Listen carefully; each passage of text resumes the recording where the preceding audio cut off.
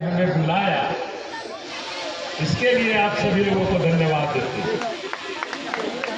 और नाम दिए तूफान फुटबॉल टीम भंडारी।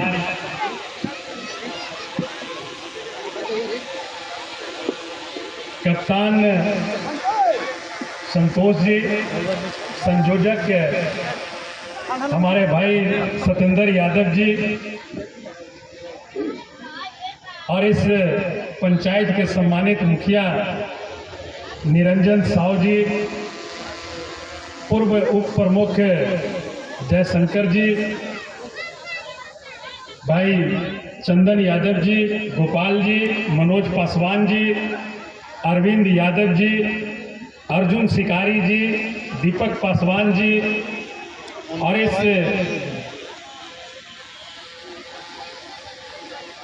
टीम के सम्मानित अध्यक्ष भाई अखिलेश यादव जी, और सभी सम्मानित आयोजककर्ता गण को हम अपनी तरफ से आभार प्रकट करते हैं कि इतना बढ़िया आयोजन आप महिला फुटबॉल टूर्नामेंट का औरंगाबाद के लास्ट छोर पर आपने किया। और हमारा छोर तो खत्म नहीं हुआ है, औरंगाबाद लोकसभा इसके बाद पड़ती है। और जो छकरबंदा तारचुआ है, तारचुआ से जो ग्रीन हाईवे निकल रही है, तो तारचुआ ग्रीन हाईवे के लिए मैंने लोकसभा से मांग किया था कि वहां पर एक कट दिया जाए ताकि सुदूर इलाके में हमें आवागमन में सुविधा मिले। लेकिन जानिए रहलू ये सरकार कैसा है, केंद्र और यहाँ के सम्मानित ऊर्जावान जिला अध्यक्ष राष्ट्रीय जनता दल औरंगाबाद आदरणीय अमरिंदर कुशवाहा जी, हमारे अभिभावक पूर्व विधायक औरंगाबाद आदरणीय सुरेश मेहता जी, बड़े भाई राजद के वरिष्ठ नेता, और जब ये कौलेसर भैया यहाँ जिला अध्यक्ष थे राजद के, तो हम गया में युवा के राजद के जिला अध्यक्ष थे, तो इनके साथ संगठन में भी काम करने का अवसर मिला है हमें।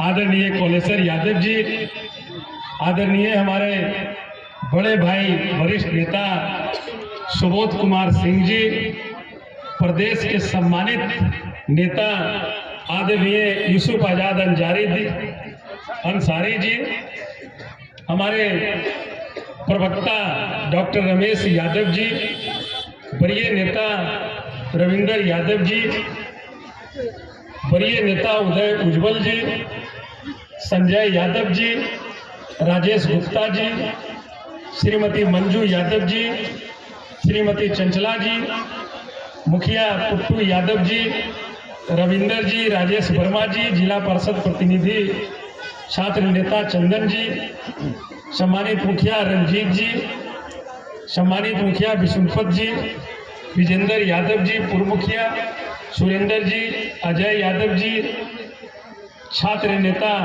अमित जी, सम्मानित मुखिया, और सभी सम्मानित जनप्रतिनिधिगण, समाज सेवीगण, और सभी सम्मानित खेल प्रेमीगण।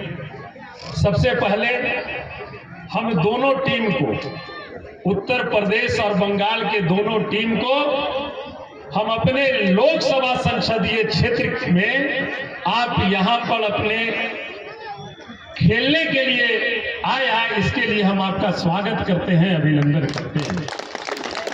और मैं बता दूं आपको, आप हम लोग को तो थोड़ा आने में लेट हुआ, चूंकि दो कार्यक्रम सतेंद्र बाबू ही सब लोग मिलकर रखे थे। एक जगह आज और फुटबॉल टूर्नामेंट ही गेट स्कूल के मैदान में थी, वहां पर भी दुर्गापुर और छत्तीसगढ़ के टीम से, बंगाल और छत्तीसगढ़ के टीम से वहां पर पहला सेमीफाइनल हो रहा था। तो भाई दोनों जगह आज मैच थी, इसलिए आने में विलम्ब हुई, हम माफी चाहेंगे।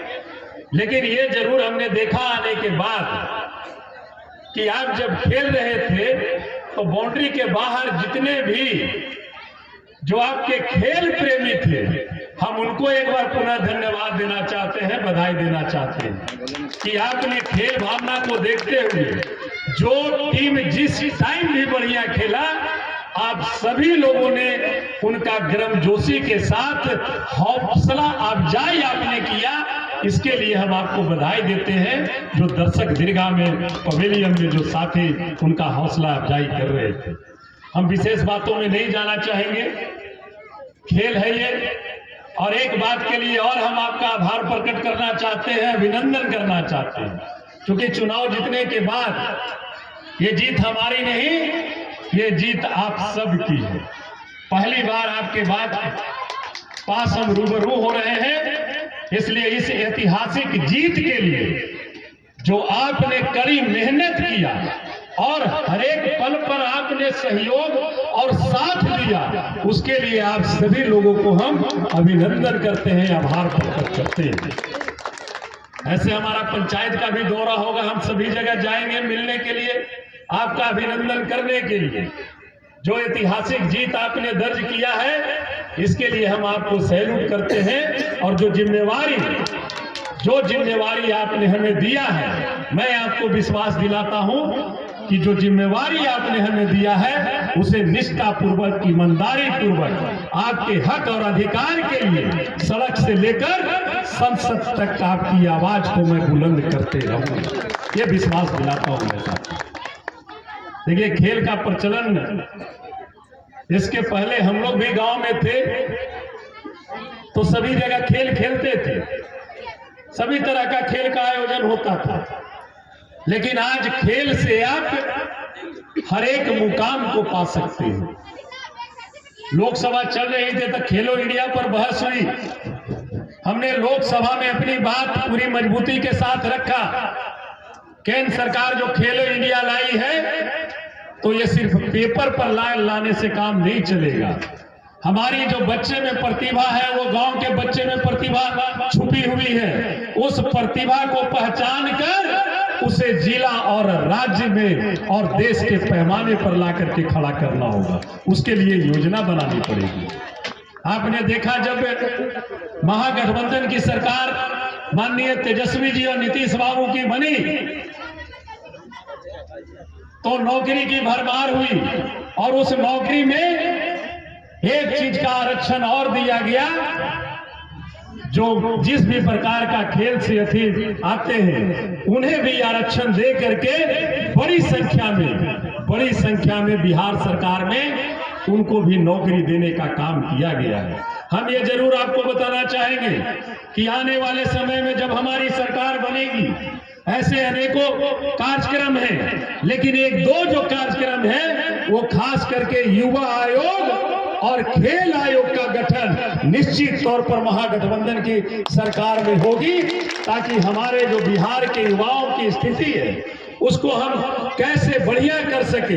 जो हमारे युवा खेल के क्षेत्र में आगे बढ़ना चाहते हैं, उन्हें हम चिन्हित कर करके राज्य और देश स्तर पर कैसे हम खिलाने का काम करें, वो एक अहम पहल करेगा। अगर आयोग का गठन, खेल आयोग और युवा आयोग का अगर हम सरकार में गठन कर लेंगे, हम आपको निश्चित तौर पर ये विश्वास दिलाते हैं, आने वाला आपके सहयोग से आने वाले समय में 2025 में आपकी सरकार बनेगी।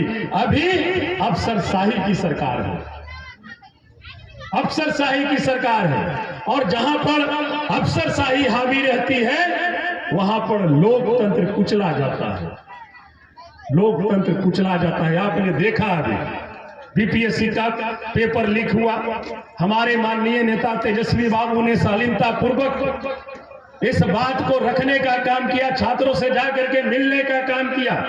वो विपक्ष के नेता हैं, और अब जानते हैं कि सरकार का आईना विपक्ष होता है, और हमारे नेता जब आईना दिखाने का काम सरकार को करते हैं, तो ये जो एनडीए गठबंधन के नेता हैं, चाहे किसी भी दल के हों, वो प्रेजेंट वाला छोड़ के चल जाएंगे 10 साल, 20 साल, 30 साल पीछे की बात कर रहे हैं। अरे भाई, बात अभी की हम कर रहे हैं, आप पीछे कहां चले जाते हो?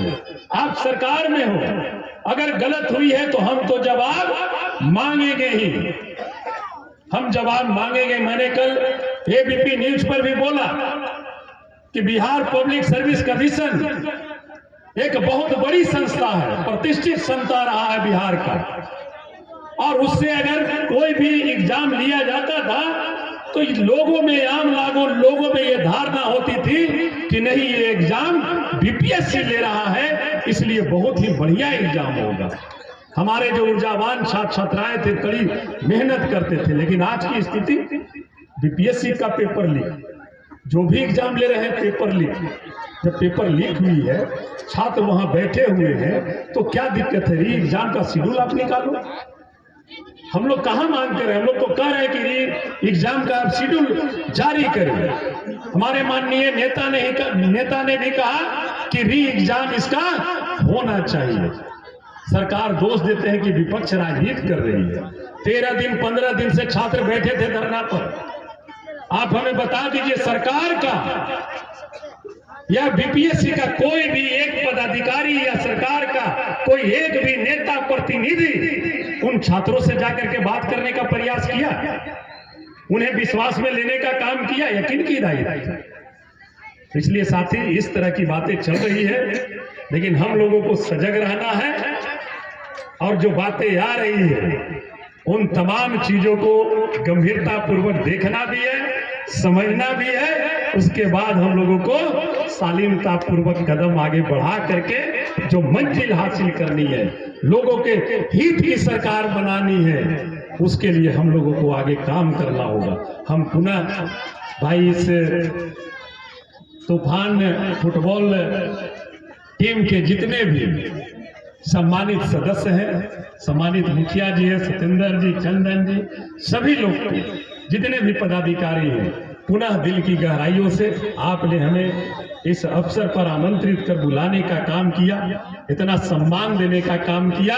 सम्मान तो आप हमें इतना बड़ा दे दिए कि आप कहीं अधिकार के बदौलत लोकतंत्र के सबसे बड़े मंदिर आपने हमें लोकसभा में बैठाने का काम किया। इसके लिए हम आपको सैल्यूट करते हैं।